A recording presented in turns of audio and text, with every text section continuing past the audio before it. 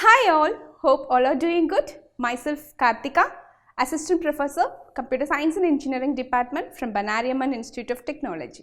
Today we are going to see an interesting topic. We are discussing the code generation phase. So code generation phase is a final phase of the compilation. Before undergoing code generation, optimization process is applied.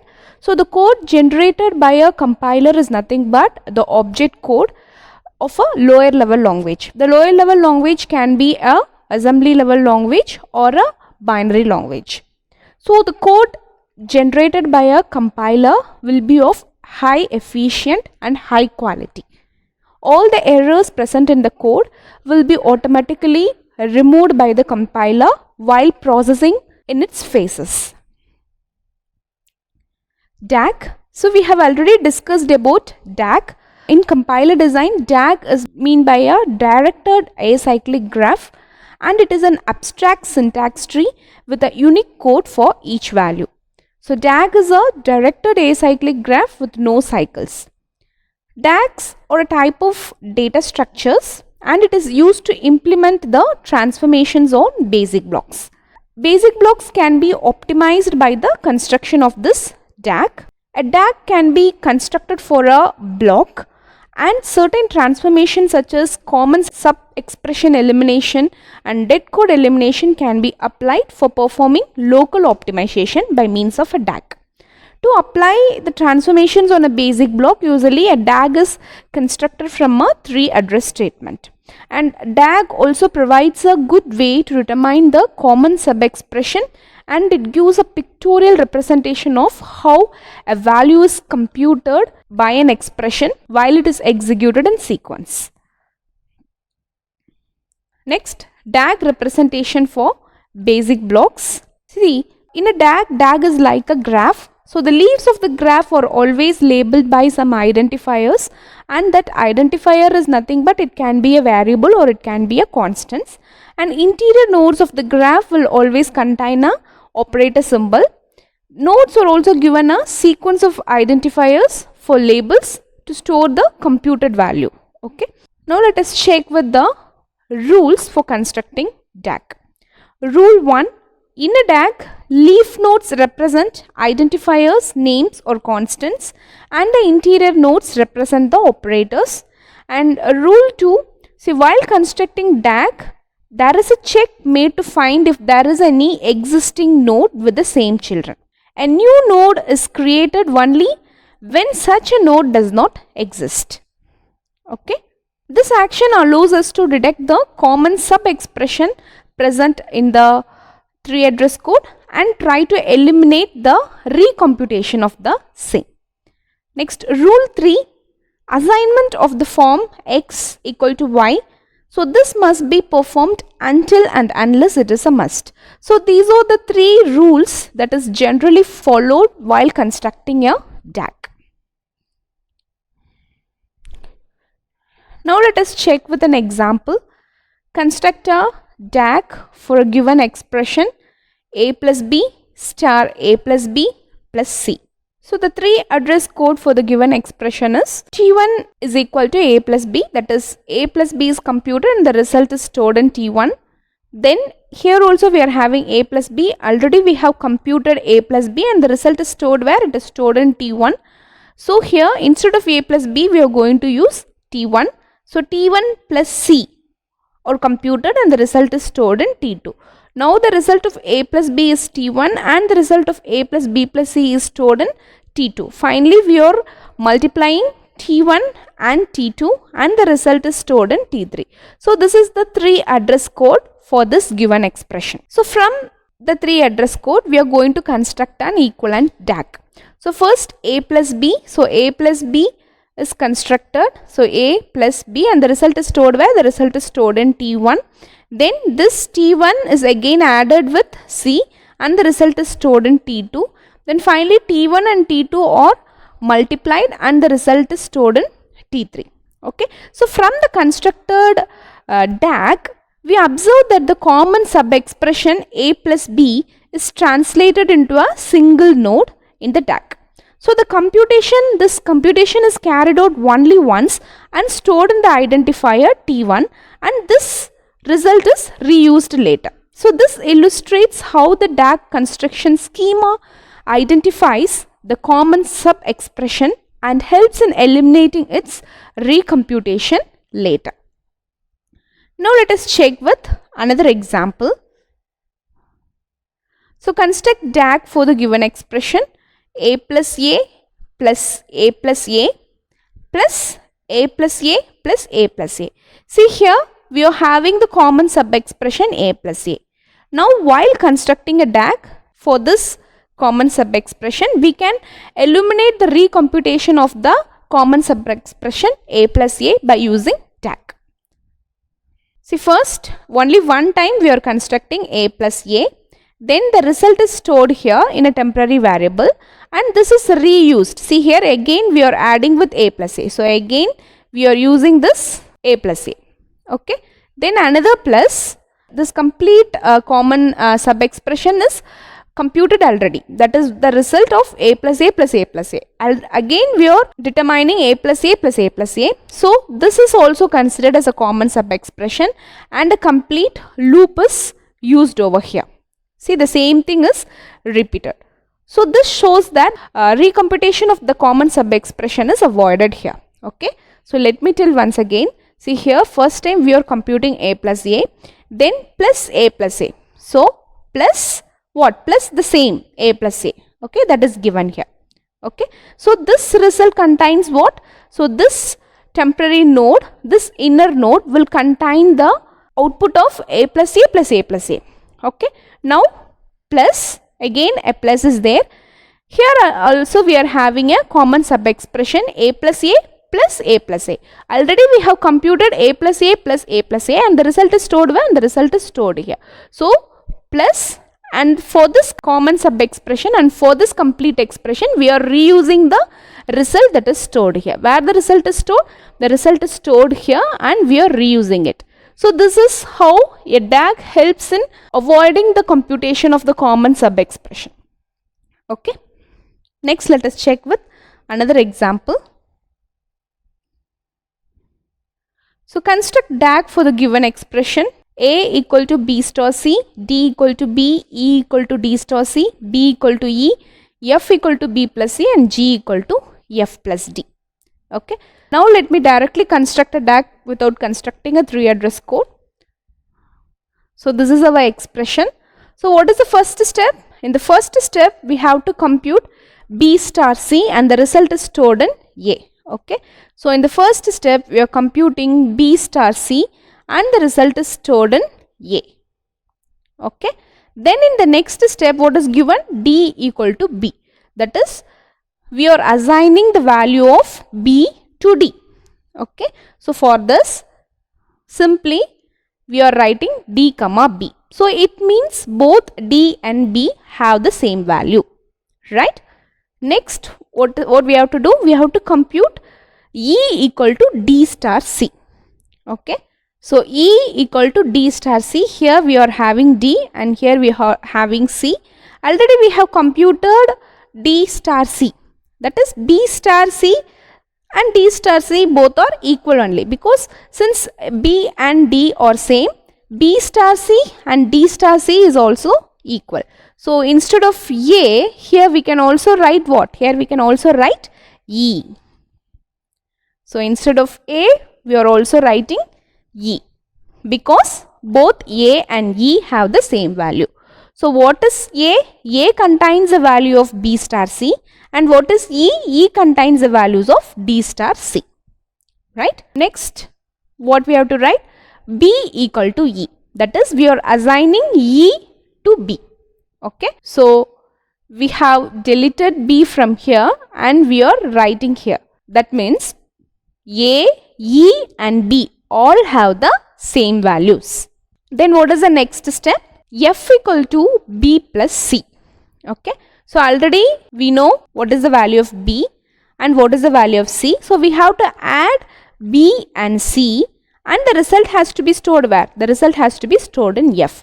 So we are adding b and f. We are adding where the result of B is stored, the result of B is stored in this node. So we are adding this and this, and the result is stored in F. Adding B and C, and the result is stored in F. Now what is the next step? G equal to F plus D. So we have computed F, we have D, we are adding F and D and storing the result in G. So D is here, F is here, we are adding D and F and the result is stored in G. So this is the final DAG representation of the given sub-expression. So if we try to compute step by step, it will be a little bit easier for constructing a DAG, and it also helps to avoid unnecessary confusion. Now consider the following basic block. Draw the DAG representation for the block and identify the common sub-expressions. Along with that, eliminate the common sub-expression and rewrite the basic block. Okay. So here what we are going to do means we are going to construct a DAG. After constructing a DAG, we are going to identify what are the common expressions present in the DAG. After that, we are going to eliminate the common sub-expression, and once again we are going to reconstruct the basic block. Okay, so this is the example given. L10 is nothing but it is a label. So S1 is equal to 4 into I, S2 is equal to address of A minus 4, S3 is equal to S2 of I, S4 is equal to 4 into I, S5 is equal to address of B minus 4, S6 is equal to S5 of S4, S7 is equal to S3 into S6, S8 is equal to prod plus S7, and prod is equal to S8, S9 is equal to I plus 1, I equal to S9. If I less than or equal to 20, go to L10. So this is the problem given. So what is the first step? We need to construct a DAG for this. So this is the question given. Let me draw a DAG step by step. So first what we have to do? First we have to construct 4 into I, that is we have to multiply 4 into I and the result has to be stored in S1. So simply I am multiplying 4 and I am storing the result where, and I am storing the result in S1. Okay. What is the next step? Address of A minus 4. So we have to subtract address of A and 4 and the result has to be stored in S2. So here also simply I am subtracting what? I am subtracting address of A and 4 and the result is stored where? The result is stored in S2. Okay, what is the next step? S2 of I.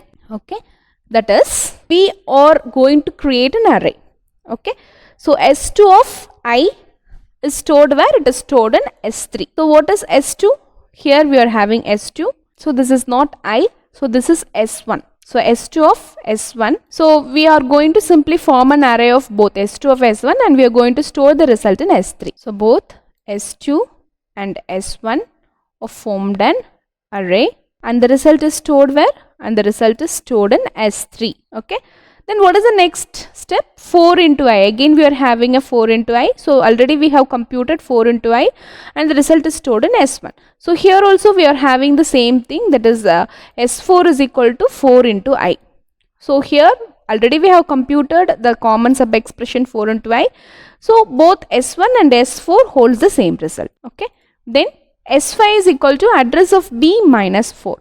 Now next we are going to subtract address of B and 4 and we are going to store the result in S5. So already we are having 4 here. So simply I am going to reuse this 4. Then I am going to take address of B. What I am going to do? I am going to subtract both. So address of B and 4 are subtracted and the result is stored where? The result is stored in S5. Then what is the next step?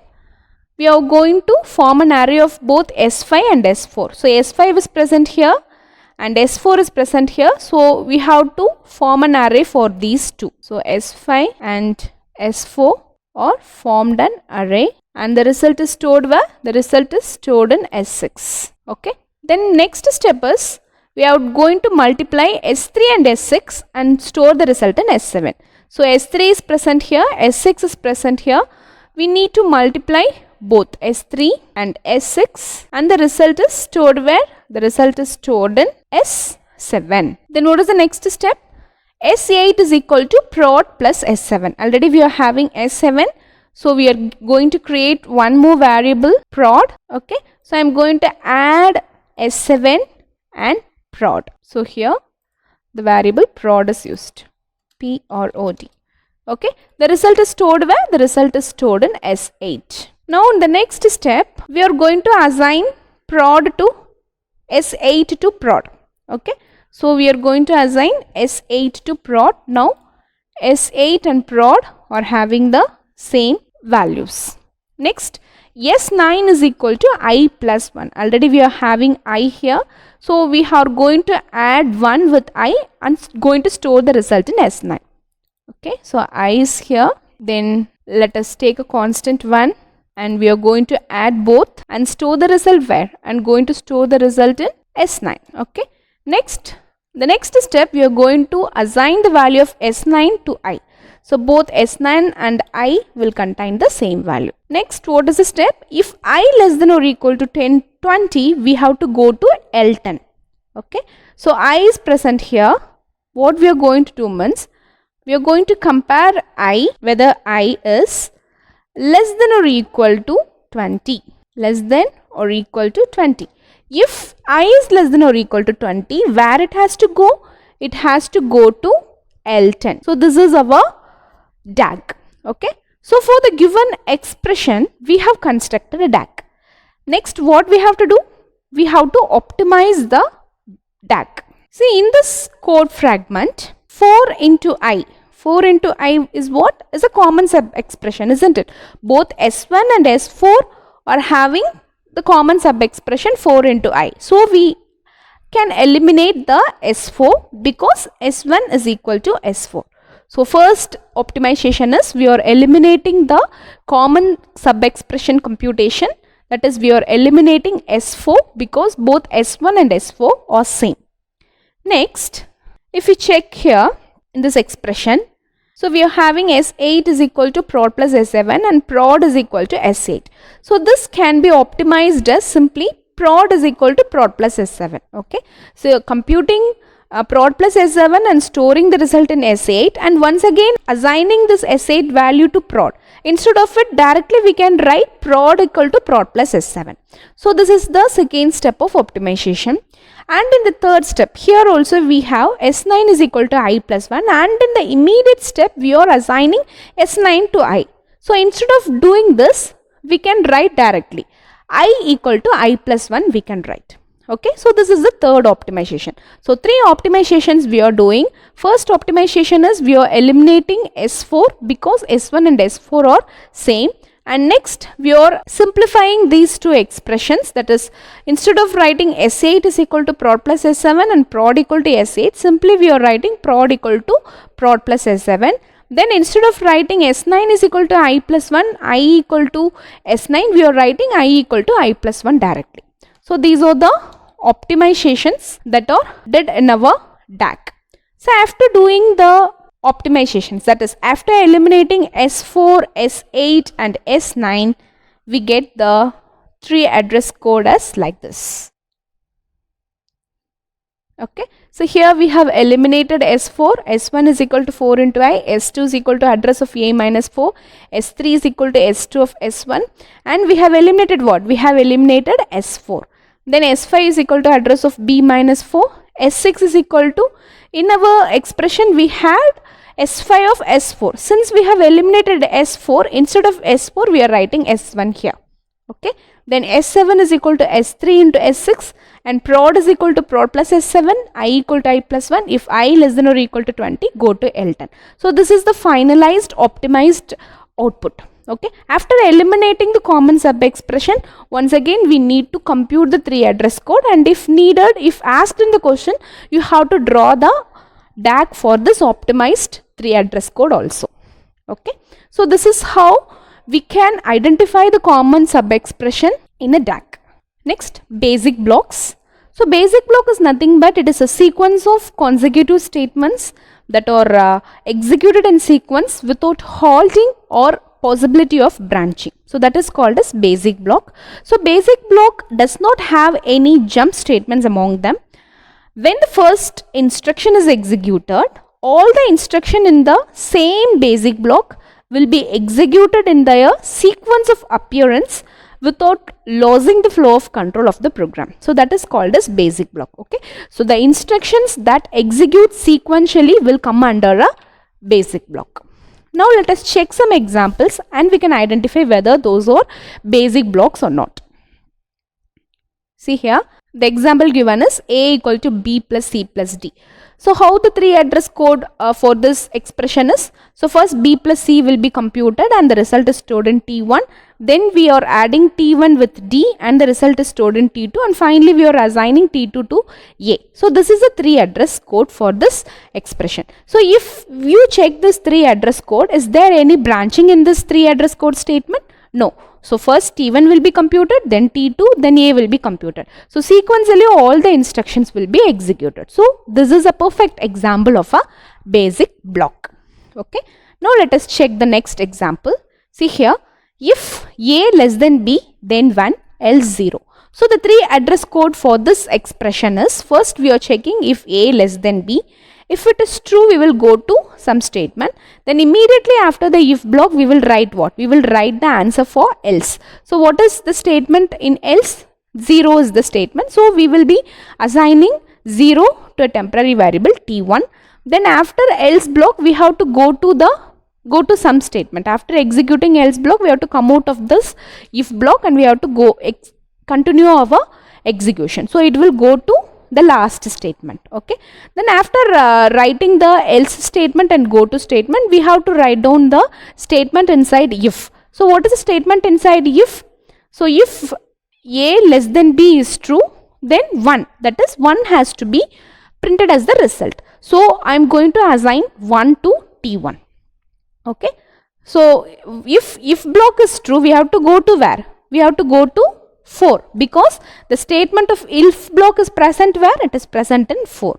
Okay, if block is false, we will execute what? We will execute the else block. After executing the else block, where we have to go? We have to go to 5, because that is the last statement. Okay, so this is the 3 address code of the given expression. So if you check these 3 address code, first this if block will be checked. If it is true, it will go to some other place. It involves what? It involves a jump statement. If a jump or branched statements are involved in an execution, then that won't form basic block. Okay, so this example is not a perfect basic block. From this, we can understand that a basic block should contain what? A basic block should contain only a sequence of executable statements. Right? Next, let us check with the rules for partitioning into basic blocks. Okay, say a program may not contain a single basic block. A program may contain a number of basic blocks in it. So the first rule for partitioning into basic block is, say after an intermediate code is generated for the given code, we can use those rules to partition into basic block. First rule is we have to determine the leader. See, always the first statement is a leader. Then any target statement of conditional or unconditional goto is a leader. Then any statement that immediately follow a goto is a leader. Okay, so in 3 ways we can form a leader. First, we have to determine the leader. Always the first statement is a leader. Then the target statement of the goto, no, so that is a leader, and the statement that immediately follows the goto is a leader. Okay, in 3 ways we can identify a leader. So after determining the leader, the rule 2 is, so the basic block is formed starting at the leader statement. So we have to start from the leader statement and we have to end where? We have to end just before the next leader statement appearing. Okay. So first we have to form a basic block. If a leader is formed, we have to form a basic block. So the basic block will comprises a set of statements until where? Until the next leader is found. Okay. Likewise, in a program, you have to separate the basic blocks by identifying the leaders. So these are the 2 rules involved in forming the basic blocks. So the example is, see here, this is the example given, 3 address code statement. Prod equal to 0, I equal to 1, T2 is equal to address of A minus 4, T4 is equal to address of B minus 4, T1 is equal to 4 into I, T3 is equal to T2 of T1, T5 is equal to T4 of T1, T6 is equal to T3 into T5, prod is equal to prod plus T6, I equal to I plus 1. If I less than or equal to 20, go to 5. So this is the given 3 address code statements. What do we have to do? We have to compute the basic block. So what is the first rule we have to follow? We have to form a leader. So always, as I told before, the first statement is a leader. Okay, so the first statement is marked as a leader. Then what is the next rule for finding out the leader? Any target statement of conditional or unconditional goto is a leader. Now check here in this 3 address code, is there any goto statement? Yes. Here there is a goto statement. So what is the target of this goto statement? To which label it will go? It will go to 5. So 5 is the target of this goto statement. So this is what? This is a conditional goto statement. So any target statement of a conditional or unconditional goto statement is a leader. See here, 5 is a target statement of this goto. So 5 is what? 5 is our next leader. Okay. Then any statement that immediately follow a goto is a leader. See here, after goto, is there any statement? No, there is no statement. So that rule is not applicable for this 3 address code. Okay. So here in our 3 address code, how many leaders we have determined? We have determined 2 leaders. So after determining the leaders, what we have to do? We have to construct a basic block. How we will construct a basic block? First you have to start from the leader, and you have to add all the statements until the next leader is found. Okay. So the first statement will be added, next statement will be added, then third statement will be added, fourth statement will be added. Then fifth statement is not added, because fifth statement is what? Fifth statement is also a leader. So we have to add the statements until the next leader is found. See here, from 5 we have found another leader. So only the 4 statements, first 4 statements form the first basic block. Okay. So first 4 statements form the first basic block. Then next, from the 5th statement, the next leader is found. So we will add the 5th statement, 6th statement, 7th statement, 8th statement, 9th statement, 10th statement, 11th statement to the basic block 2. Okay. So we have to construct a basic block after determining the leader. That is, we have to start from a leader and we have to add all the statements following the leader until the next leader is found. Okay. So here in our example, 1 is a leader. So we will start adding all the statement that is following 1 until the next leader is found. See, 5 is the next leader. So until the next leader is found, we have to add all the statement in a single basic block. So that becomes a basic block 1. Then here in the 5th statement, a leader is found.